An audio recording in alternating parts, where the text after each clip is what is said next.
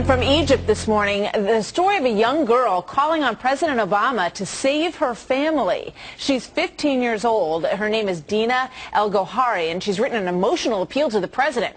She's asking him to use his influence to save her and her father from religious persecution. The two are converted Christians, and they live in a part of the world where conversion can mean death. They are also asking for help to get to America. And Dana Lewis has been following this story for us. He's streaming live to us this morning from Cairo, Egypt. Good morning, Dana.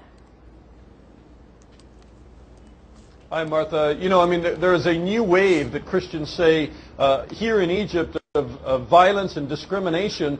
In this particular case, this man and his 15-year-old daughter who tried to convert from being Muslim to Christians were unsuccessful in the courts. And right now they say that they are on the run. We've been following them. They are indeed living in fear for their lives.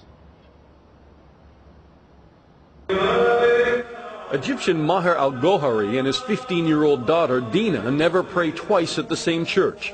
Never stay longer than a month in one apartment, constantly under threat, always on the run.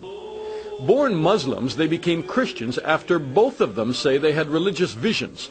Al-Gohari says he is being hunted. The Muslim know us.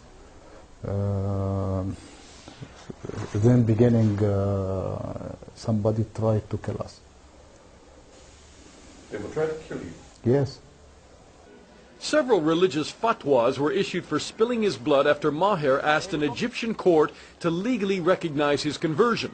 The court ruled even in a country that claims to recognize religious freedoms, a legal conversion to Christianity would threaten public order. There are anywhere from 8 to 14 million Christians in Egypt. Earlier this month, 3 Muslim men sprayed gunfire at a church in Upper Egypt, killing 6 Christians and wounding up to a dozen more.